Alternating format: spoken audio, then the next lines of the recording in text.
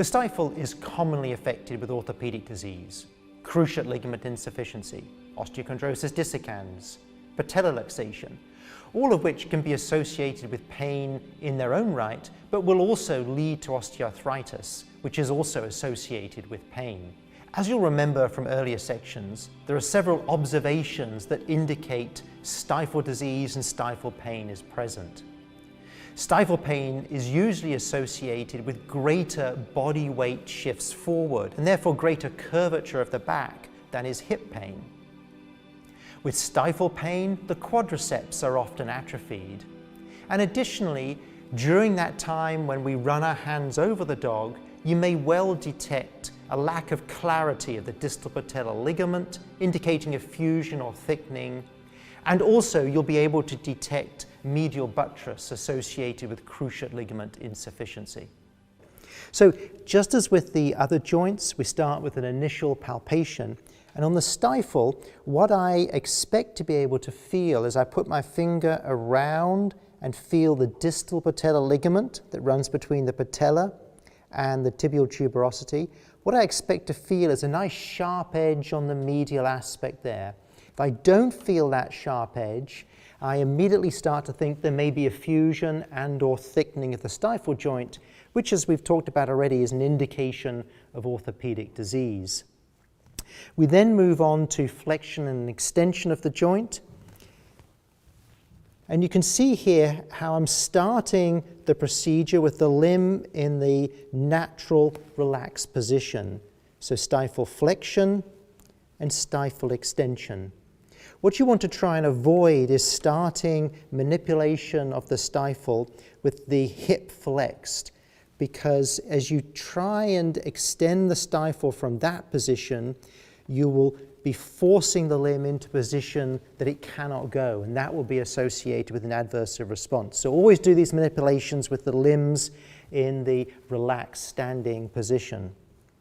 So following stifle flexion and extension, we then need to pay more detail to some other aspects of the stifle joint, patellar stability and also integrity of the cranial cruciate ligament. Good girl. So firstly, let's start off by talking about integrity of the cranial cruciate ligament.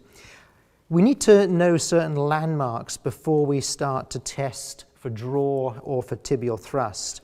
And those landmarks are the patella itself, the tibial tuberosity, the fibella of the femur, and the caudal aspect of the tibia. And for draw, we're going to use two hands, place one finger on the tibial tuberosity, thumb behind the tibial plateau, and with our other hand, going to bring that around and put a finger on the patella, thumb on the fibella, and then just unload the limb. And then the motion is we're going to try and move the tibia with respect to the femur, being careful not to be moving our fingers apart because the limb won't get any longer. And so here, with the limb in partial extension, we just try and move those two bones with respect to each other.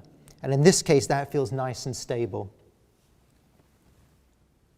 So the second test for cruciate ligament sufficiency is the tibial thrust.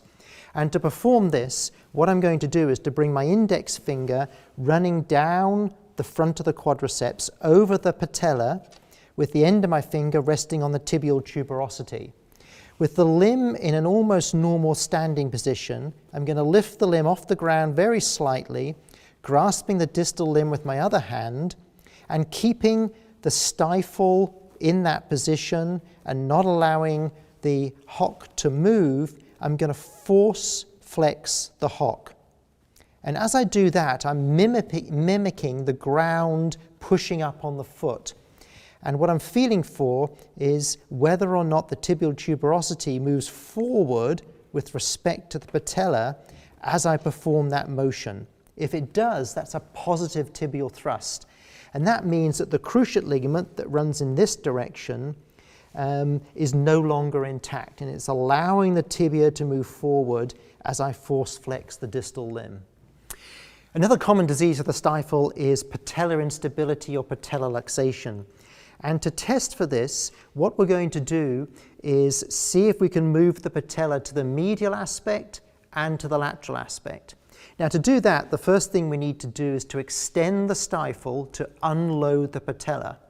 With the stifle in extension, I'm then going to first twist the distal limb to the inside and try and push the patella with my thumb. Both procedures are going to encourage the patella to move to the medial aspect of the limb. Once I've done that, I'll then gently flex the stifle and see whether the patella stays on the medial aspect or flips back into the groove. And then I do the opposite to test for lateral patellar luxation.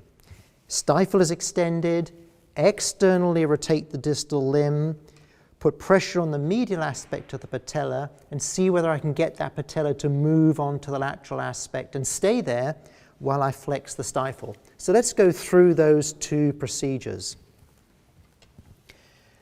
So extension of the stifle, internal rotation of the distal limb, using my thumb to try and push the patella medially, and once I've done both of those things, then flex the stifle and see whether the patella stays on the medial aspect.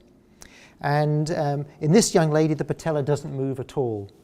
But now we try to see if we can affect lateral patellar luxation, extension of the stifle to unload the patella, external rotation of the distal limb, pressure on the medial aspect of the patella, and while we're keeping both of those two, gently flex the stifle and see whether the patella stays on the lateral aspect. And again, we see no movement in her.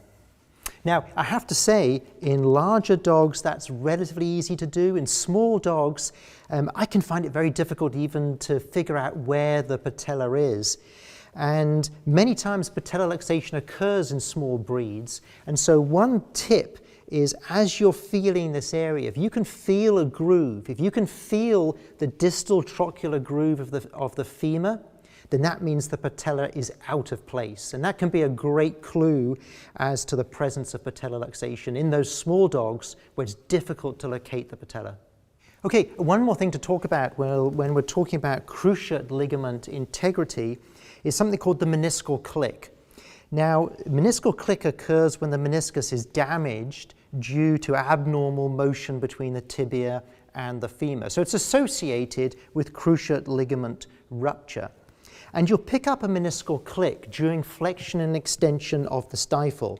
So as you flex and extend, you will feel, if you have your hand on the stifle, you'll feel a meniscal click. And a meniscal click generally feels of a moderate to high pitch, a fairly sharp type of sound, which is different to clunking associated with the tibia and the femur moving over each other, and is also different from crepitus, which is the sensation that we feel when osteophytes rub on each other as joints go through flexion and extension. So again, meniscal click, moderate to high-pitched clicking sound as you flex and extend the stifle, and it's associated with cruciate ligament damage.